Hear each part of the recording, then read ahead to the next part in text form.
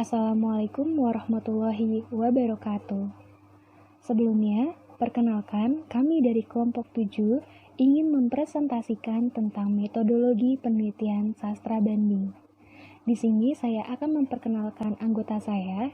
Yang pertama ada Anissa Zahra, Felinda Fatikarati Wahas, Helen Lutfiana, Indah Salsabil, dan Wiwi Widianingsih.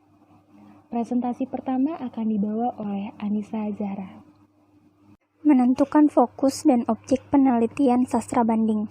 Objek berkaitan dengan muatan apa yang terdapat dalam sastra, yang dominan dan layak dibandingkan. Persoalan objek sastra bandingan dapat terkait dengan tema, tokoh, aspek sosial, kecerdasan emosi, dan sebagainya. Menurut Hutomo, 1993, fokus kajian sastra bandingan diantaranya 1. Membandingkan dua karya sastra dari dua negara yang bahasanya benar-benar berbeda. Yang kedua, membandingkan dari dua negara yang berbeda dalam bahasa yang sama, baik dalam situasi yang benar-benar sama maupun dalam bentuk dialek.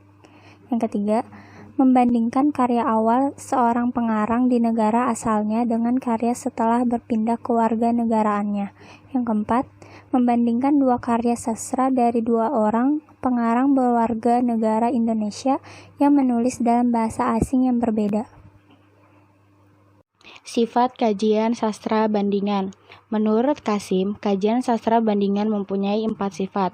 Keempat sifat itu diantaranya kajian bersifat komparatif, kajian bersifat historis, kajian bersifat teoretis, dan kajian bersifat antardisiplin. Kajian bersifat komparatif menitik beratkan pada penelaahan teks karya sastra yang dibandingkan. Seperti studi pengaruh dan afinitas, kajian ini dipandang sebagai kajian terpenting dalam sastra bandingan. Kajian bersifat komparatif dapat berbentuk kajian pengaruh maupun kajian kesamaan. Kajian bersifat historis memusatkan perhatian pada nilai-nilai historis yang melatar belakangi antara karya sastra dengan karya sastra. Kajian ini dapat berupa masuknya suatu pemikiran, aliran, teori, kritik sastra, ataupun masuknya genre sastra dari suatu negara ke negara lain. Kajian bersifat teoretis adalah kajian pada bidang konsep, kriteria, batasan, atau aturan-aturan dalam berbagai bidang kesusastraan. Misalnya, konsep mengenai aliran, genre, bentuk, teori, ataupun kritik sastra.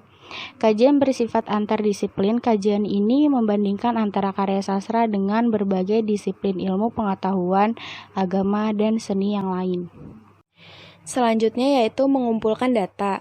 Cara pengumpulan data sastra bandingan memang tidak jauh berbeda dengan penelitian sastra pada umumnya. Hanya saja, sastra bandingan membutuhkan tahap-tahap yang lebih taktis. Pembacaan harus terus-menerus dilakukan sehingga memperoleh data yang akurat. Oleh karena itu, langkah pengumpulan data perlu dicermati agar menemukan data yang sahih dan valid. Akurasi data didukung oleh penguasaan teori sastra, kritik sastra, sejarah sastra, dan hubungan interdisipliner. Ketidakmampuan menguasai berbagai prasyarat penelitian sastra bandingan dapat menyulitkan peneliti. Selanjutnya ada pendekatan yang digunakan, yaitu ada 3 macam. Yang pertama, sastra bandingan folkloristik. Kedua, sastra bandingan komparatif. Dan yang ketiga adalah sastra bandingan supratekstual. Ketiga pendekatan tersebut akan melahirkan model-model penelitian sastra bandingan. Model adalah suatu bentuk perumpamaan yang memudahkan peneliti sastra bandingan membaca data secara lengkap. Model penelitian sastra banding merupakan skema yang lebih dekat dengan asumsi dasar. Model ini merupakan perumpamaan tentang gejala yang dipelajari dan menjadi pembimbing seorang peneliti sastra bandingan dalam mempelajari gejala tersebut.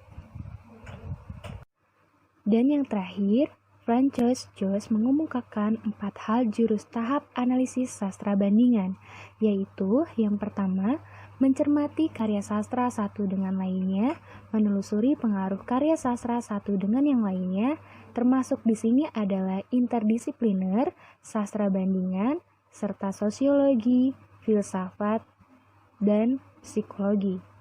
Yang kedua, kategori yang mengkaji tema karya sastra.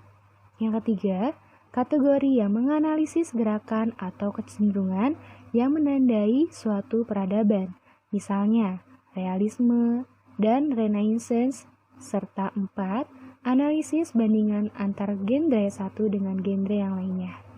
Baik, cukup sekian dari presentasi kami. Kurang lebihnya mohon maaf. Wabillahi taufiq wal hidayah. Wassalamualaikum warahmatullahi wabarakatuh.